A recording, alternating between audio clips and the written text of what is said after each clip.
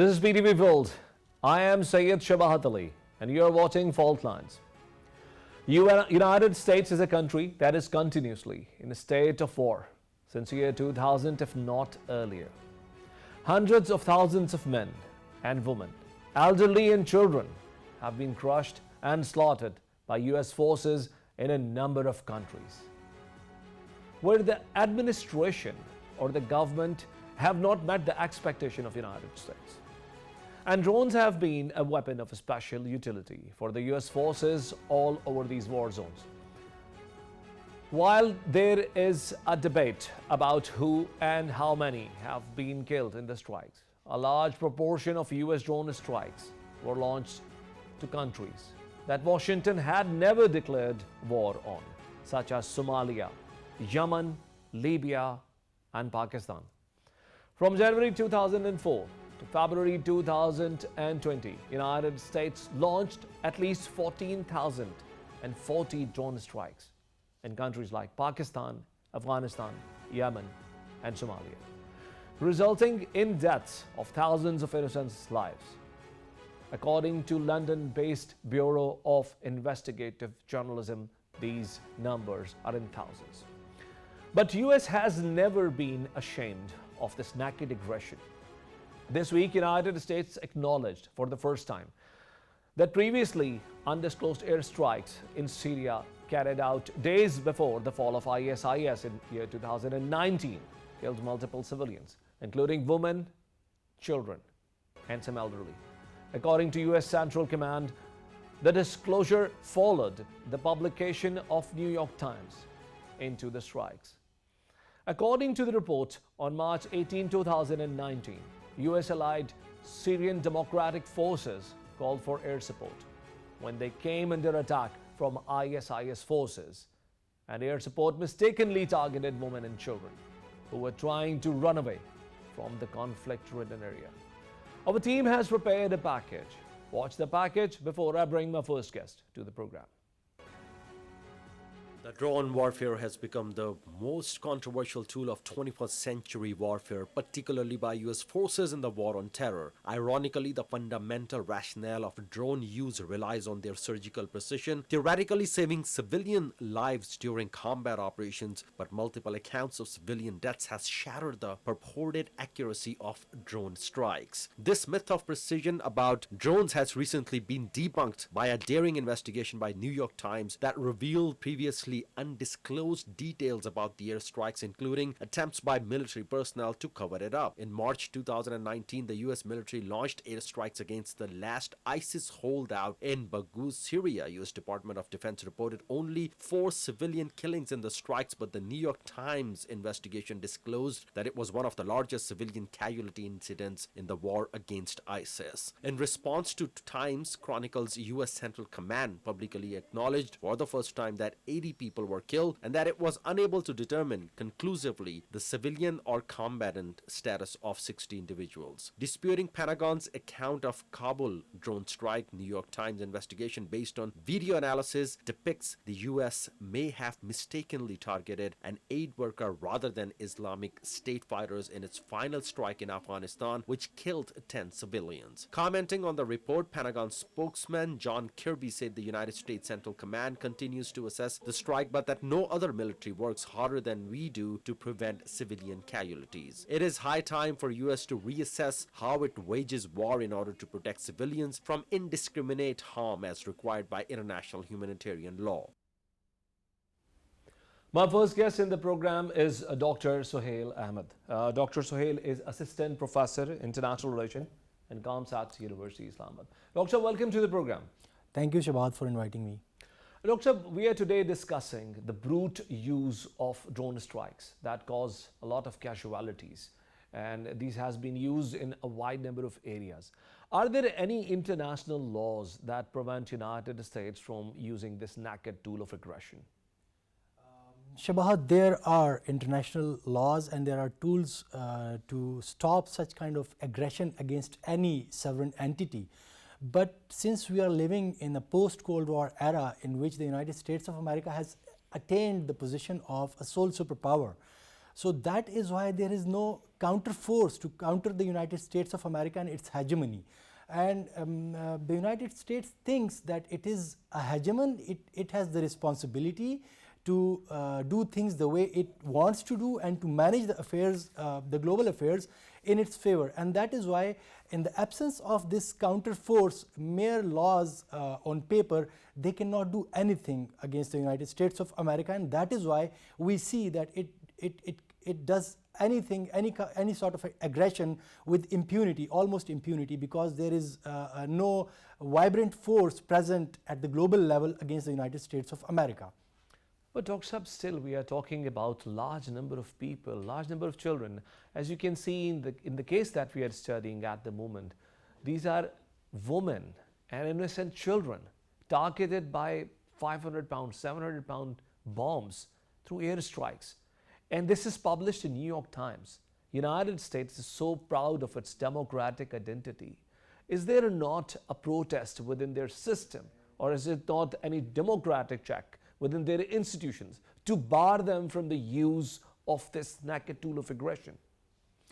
Well, Shabahat, there is, if you see it in another way, these voices which are against the drone strikes and these investigative reports, investigative journalism reports, they are being published in the United States of America. So this is a kind of an inbuilt system in their political system, in which the media is free and the media brings out these kind of reports. Unfortunately, it does not happen in other parts of the world which counters the United States of America. Like, for example, when these attacks were carried out in Syria in 2019, you would see minimum international response condemning these attacks. Even China did not directly condemn these attacks.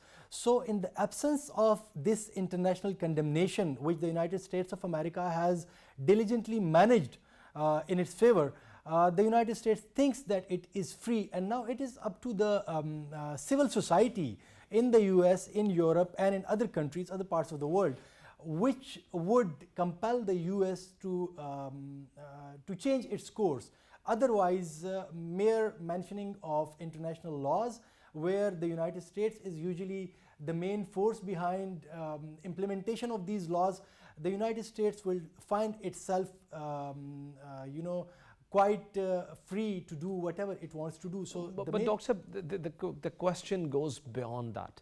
I mean, even in this news item that I just mentioned, it is categorically mentioned that United States was actually backing a local group of rebellion. Now, how does this sound? A country that is in problem, that is in economic turmoil, that is already in sanctions, where United States does not like the sitting government, there is a rebellion group that United States is supporting on record. And if anybody is fighting against them with the weapons, with anything, the US Air Force has to be engaged. I mean, is this a world where the countries are sovereign even theoretically?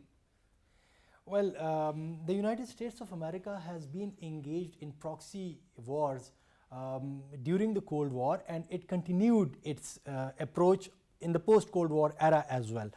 We saw it in Syria. It only stopped when the Russians interfered in favor of Bashar al-Assad, and when Turkey intervened in the affairs of Syria. So unfortunately, there are some, the United States of America is taking advantage of the differences between even the Muslim countries. Like, Saudi Arabia would be on the side of the United States of America. In case of Syria, I'm talking about. So the United States is taking advantage of it, and then it has got a very effective diplomatic mechanism. So it doesn't face any official retaliation from a certain quarter, which can compel it not to do whatever it wants to do. So this thing is there, and it should be condemned at all levels by all stakeholders and all the Muslim countries and those who are being affected. But unfortunately, we do not see it. So when we do not see this, then on official level, on state levels, when this condemnation is not there, then it thinks that it can do whatever it wants to do. And meanwhile, United States is is a lot more worried for the issues of Muslims living in China and will keep propagating against it while killing people with its own drone strikes. Let me take it forward. Dr. Sab, you are well aware of the role of United States Air Force and particularly the drone program in Afghanistan and Pakistan. This area has seen the worst brunt of it. Prime Minister Imran Khan, back in the days of his being an opposition leader, has been very vocal about it. How do you think it has changed the cosmetics of our political system, or how has it affected the polity at large in this area? Well, the United States of America has so far conducted or carried out about 430 drone strikes in Pakistan, and it has killed, you know, the official estimate is quite low, but about 2,500 to 4,000 people it has killed in Pakistan. There are many civilians and children and women involved in this number. So Pakistan has been facing this, and the sitting Prime Minister was quite vocal about it. He staged a sit-in in Peshawar against it back in 2011, I guess. So the current also led a rally to Waziristan. Also led a rally to Waziristan. So he has been quite vocal against these strikes. But unfortunately, the Pakistani administration at that time, they did not counter it effectively. And what it did to Pakistan was that Pakistan became an evil in the eyes of the fighting, the militants in our tribal areas, because they thought that it is a violation of the sovereignty of Pakistan.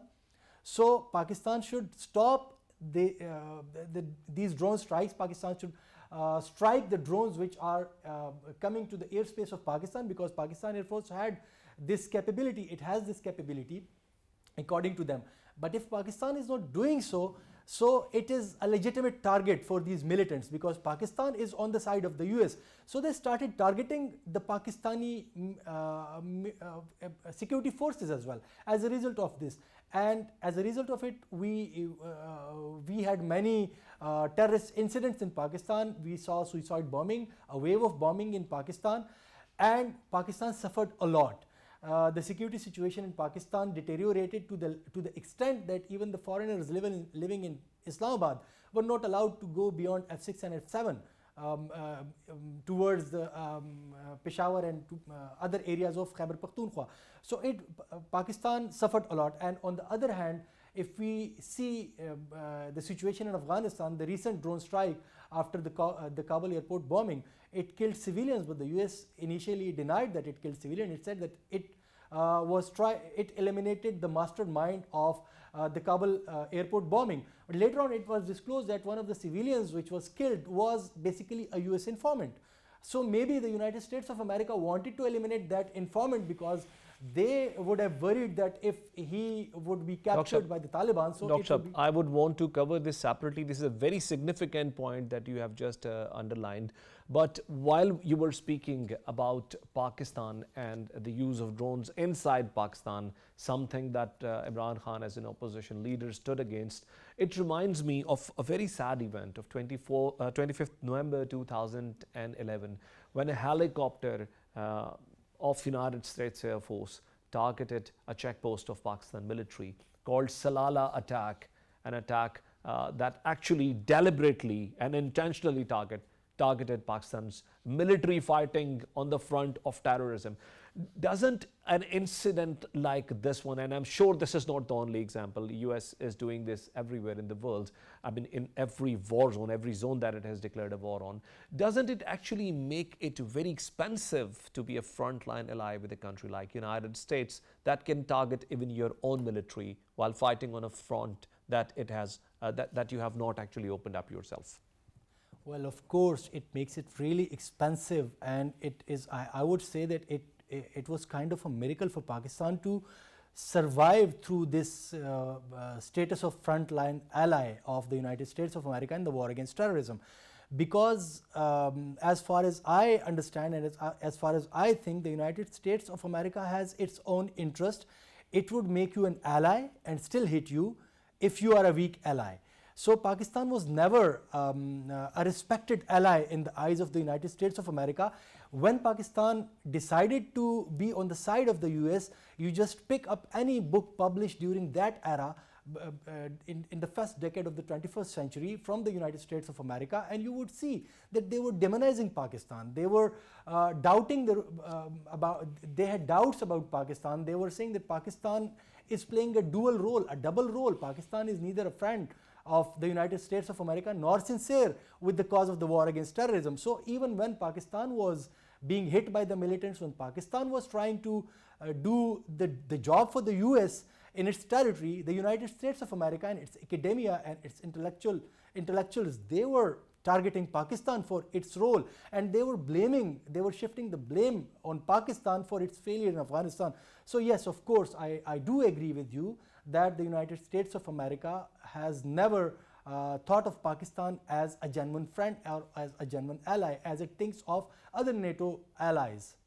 Dr. Shahab, lastly, doesn't the act of aggression like the one we are today discussing, a drone strike killing men and women and children in Syria, declared as a small mistake by the Air Force operators, doesn't it soften ground for countries like China, who do not have hard power influence over others, but are rather offering their soft power, their economic collaboration plans that are bringing money to the countries and helping them to come out of their poverty circles and making it more unviable to be on side of United States? Don't you agree that China has a doctrine that is surpassing the doctrine of United States of using brute hard force to settle disputes? Yes, I do agree with you on this point, and just a few days back a report was published that China has got $120 trillion worth in its economy. It has managed to increase its wealth from 7 trillion to 120 trillion from 2001 to 2021 in these past 20 years. So I do agree with you, and China is spending this money on the development of its neighborhoods and other regions in Asia and Africa and even in Europe. Over the past 20 years, what happened was that the doctrine of the hard power by the United States of America has badly failed because it faced retaliations. It did not bring stability and peace to any region in the world where it went for that purpose. While on the other hand, if you see that the SCO was established during that time, and now SCO is thriving, the BRI is there, it is helping develop the poor nations, develop their economies, and China is spending. So of course the soft power approach of China has been a success over the past 20 years, and the hard power approach of the United States of America is kind of a failure. But there is one more point, one catch to it. The United States of America has come to the conclusion that it cannot defeat China in the soft power, and China is rising only because China has successfully avoided indulging into conflicts all over the world. Now what the US is doing with China is to drag it into kind of a conflict. So Afghanistan is on the one side a conflict, an area where it's conflict. On the other side, the United States of America is time and time again highlighting the issues of Uyghur Muslims. Then the South China Sea is another issue. Then we see this AUKUS alliance. Then we see the Quad. Then we see India. So the US is putting its maximum effort to somehow engage China into a conflict and then bring it down. So it would be a test of Chinese diplomacy, their leadership, how to avoid this conflict and continue on the trajectory on which it is going right now. Thank you, Dr. Sohail, for being a guest in my program today. Ladies and gentlemen, this was Dr. Sohail, who was telling us about United States' plan of drawing a circle of conflicts around China and to bring it to a stage where United States can ask China to replicate pretty much the same what US has been doing to the world. We'll take a break and we'll join you with the second segment of the program. Stay with us.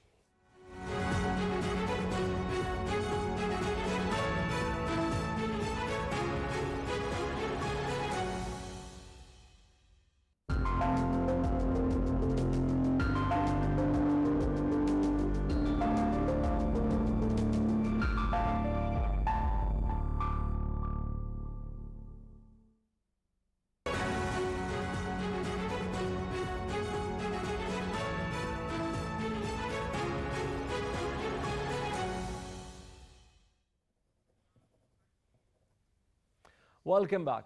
Tensions are escalating on border between Poland and Belarus after Polish officials again accused their neighbor of helping move migrants toward the frontier. The crisis has been brewing since summers, with migrants trying to cross from Belarus to Poland, Lithuania, and Latvia. Many want to head for Germany, but Finland also is a destination for many.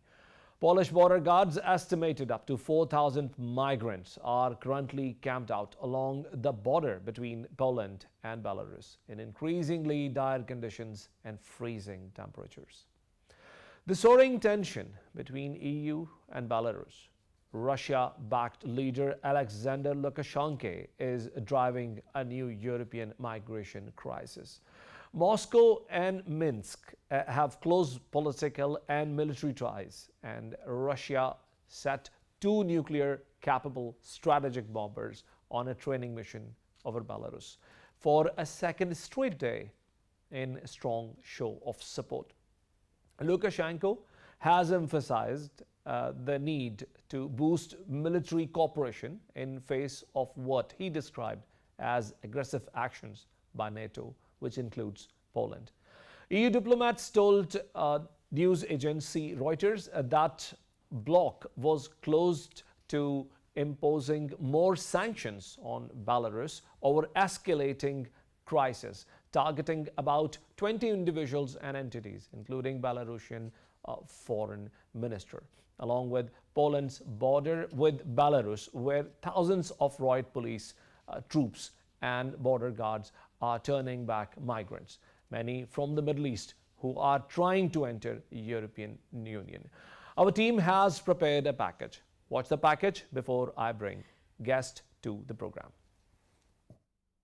Approximately 5 years ago, the world was appalled by shocking, cruel face of harrowing European refugee crisis as more than 1 million people from conflict-ridden areas embarked on dangerous journeys and crossed into Europe. The heart-wrenching spectacle of death and misery surfaced again as the images at the Belarus-Poland border look familiar with previous waves, while human rights and migration experts are drawing comparisons between the current situation and the 2015 European refugee crisis. In recent months, a migration crisis has been echoing along the European Union-Belarus border, where thousands of people are stranded in the cold, camped in freezing forest after being denied entry into Europe. Although only about 3,000 to 4,000 migrants are trying to cross, it has become the biggest challenge to the European Union's borders since 2015. EU has accused Belarus of weaponizing migrants by luring in people from the conflict-ridden regions of Middle East to dump them at the European Union borders in order to retaliate against targeted EU sanctions. Philip Dam, Human Rights Watch Advocacy Director of Europe and Central Asia, noted that it's shocking to see that the EU is showing solidarity with Poland when the country is letting a humanitarian crisis unfold. Underlining a path forward, an EU spokesperson said the bloc is coordinating with the United Nations to provide immediate humanitarian assistance and assist the safe return of people to their countries of origin.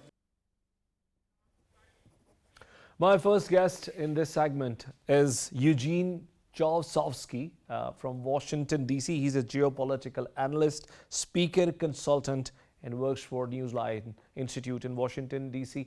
Welcome to the program. My first question is about Alexander Lukashenko, who's in power since 1994.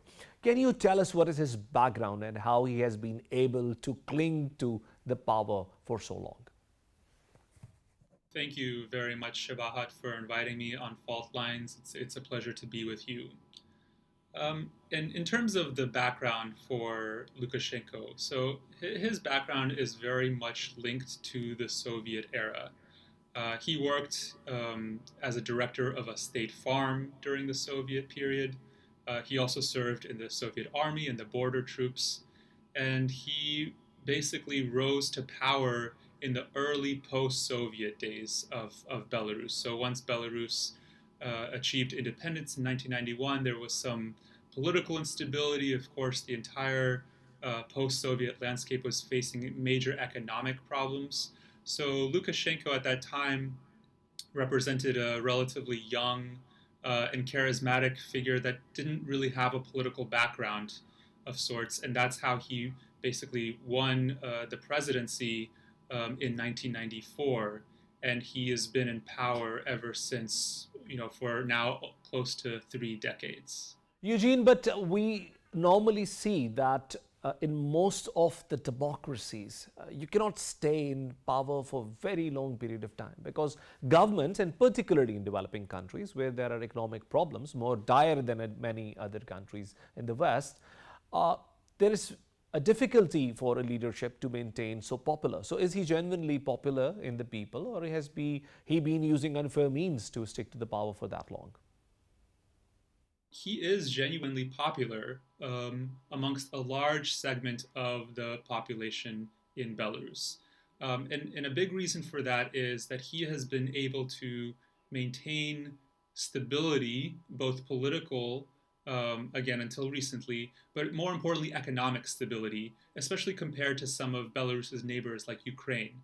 So, because Belarus is not as reformed economically from the Soviet period, this has stifled, things like innovation and capitalism, but it's enabled a lot of people in Belarus basically to have some economic stability where jobs are accessible, where the paychecks, even though they're not high compared to Western European standards, they're enough to pay the bills, and he's basically been able to avoid these big political swings that we've seen in the rest of the former Soviet space, as with Ukraine with two revolutions, or Georgia, which also experienced a lot of political instability. So he's basically seen by many as the sort of rock or the stabilizing force in Belarus. But why Lukashenko is so much annoyed with the European Union? What has happened recently? Because we have never heard of Belarusia being a state standing against the European Union. Has there been a major development that we, in this part of the world, are not generally aware of? Here we get into a lot of the political instability that the country has seen in over the past year or year and a half or so. Now, a key moment came in the latest presidential elections in Belarus, which were in August 2020. And these, like previous elections, Lukashenko won with a very large percentage of the vote, but also with previous elections, these were criticized as not being free and fair, and that basically by the Belarusian opposition and by the West primarily, they were saying that these elections were not handled in a democratic way. But the real difference this time around was that there were significant protests that happened after the elections were called in favor of Lukashenko. And another key unique element here was that there was a opposition leader which coalesced and which was able to organize a lot of usually disparate opposition groups. And this was Svetlana Tikhanovskaya, who was actually not even a politician herself, but the wife of one of the opposition leaders who ended up getting detained and jailed by security services in Belarus. Eugene, how this current crisis started, did EU not pick up his plan earlier in time? And how was he able to gather so many people on the border of European Union? Well, I already went into, sort of the timeline of how the border crisis started. This has been going on now for several months. But essentially, Lukashenko's plan to facilitate the flows of migrants from the Middle East and from African countries into Belarus, this was a sovereign right of Belarus. And because Belarus is not in the EU itself, there was not much that the EU could do, even as it was seeing more and more migrants that were coming into the country and then being essentially facilitated near the border with Poland to create this crisis. So even though the EU could see what was happening, there really wasn't much that they could do other than the punitive measures which they had already implemented, like sanctions. And lastly, do you believe that Russia has played a role in generating or facilitating these crises that now European Union is facing? Or do you believe Russia to be silent and you believe Belarus to take the entire responsibility of it? I would say that there's not a clear connection in Russian uh, participation of this migrant crisis.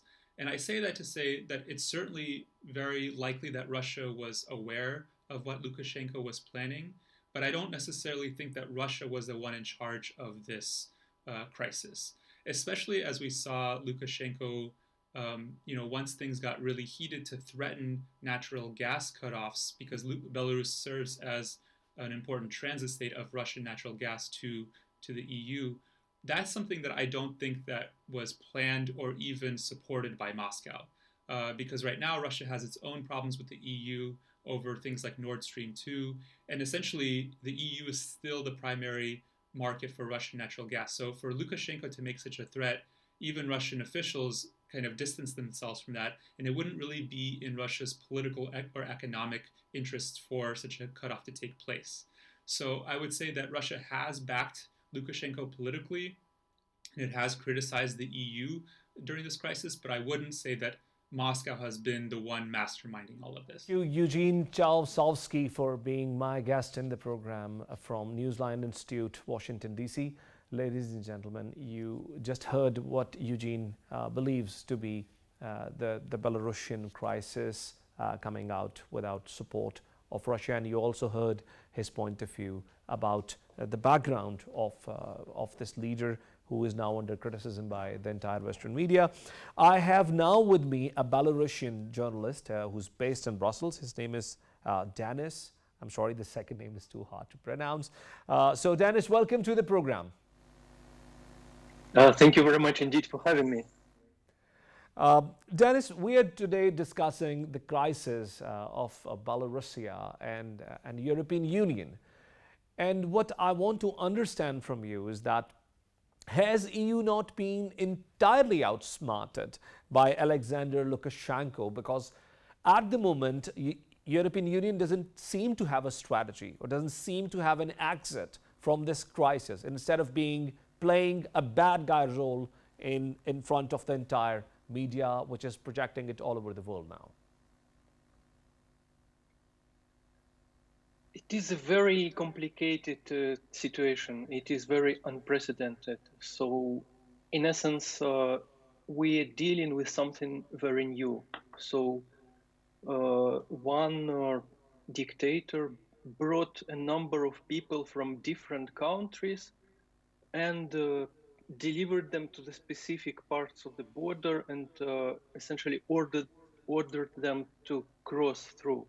So the first step to understand the crisis, the first step to solve the crisis, you've got to understand what you're dealing with.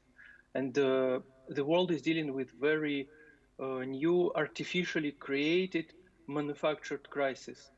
It's so new that people are even struggling with the definition. Is it a migration crisis? Is it a hybrid warfare against the West? So it is totally understandable that it took some time even to realize the problem. And the second factor is that Lukashenko, he attacks individual countries. So it started actually from Lithuania in July. So in July, hundreds of people suddenly appeared on the Lithuania-Belarus border specifically, and then they magically switched to Poland-Belarus border.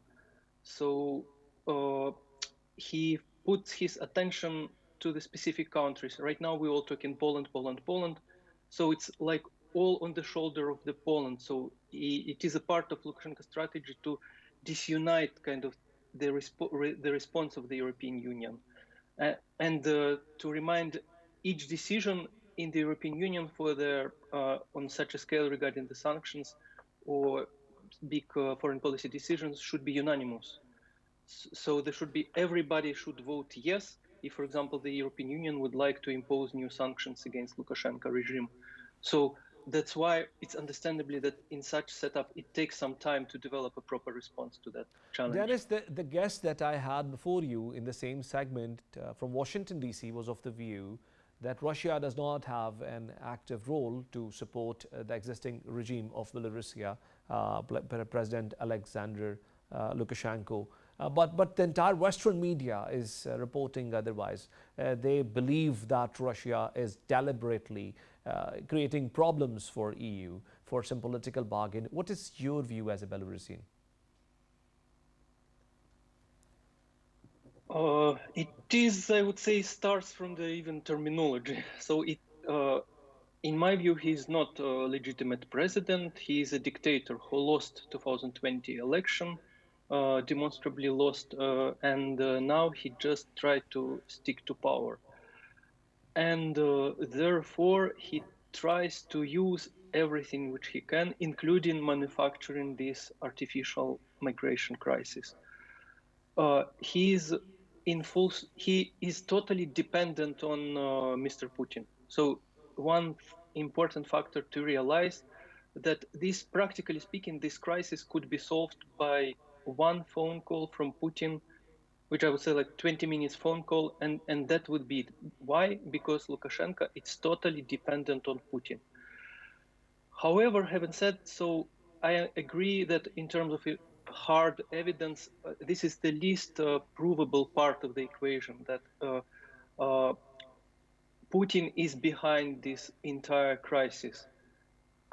We talk here not the facts, but rather opinions, and I tend to share that opinion that Putin is behind this crisis, and there is evidence that he actually supports that. So, for example, when Dennis, I took your point, yes, but how do you think this is going to move forward from here? Because this is harsh, freezing, cold weather of Eastern Europe. There are water cannons with the Polish police and border controlling agencies. There are small little children, women, elderly, and they're all in jungles, in camps. These are freezing temperatures, not bearable for any human beyond a certain point.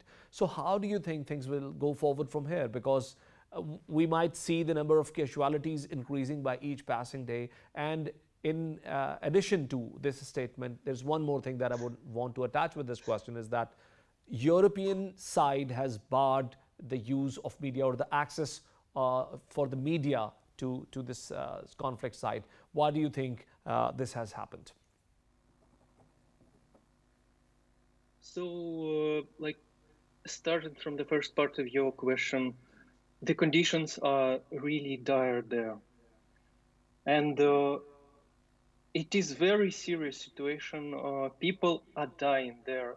Like the most conservative estimates, it's 10 people per month. In the last month, has lost their life because of the low temperature. And also equally important to understand that full responsibility for that, it's on the shoulders of Mr. Lukashenko. He invited people in. He lied to them that there will be like a safe passage to the EU, which was not true. And he actually takes money for that. So it is cost a lot of money to come to Belarus. So they are in full mercy of Lukashenko. It's all been totally controlled. And so number one, it's been totally controlled. And very important to understand another thing, unfortunately, but it is very important to understand, unfortunately, Lukashenko does not care about human lives. The more people will die on the border, the better for Lukashenko. It's like a terrorist who puts the gun to the head of the victim, like, and if you want it or no, you start to talk to terrorists. That's what's essentially what's going on. Chancellor Merkel had 2 phone calls this week with Lukashenko, and it happened the first phone call since 2020. Thank you very much, Dennis, for being a part of my program. Ladies and gentlemen, these are dire situations and serious crises affecting Belarus. These people have migrated from the countries that are in problems at the moment, and now in the freezing jungles and cold, harsh weather of Eastern Europe, they require support and humanitarian assistance from all the countries. We'll join you next week with another program. And until then, Allah Hafiz.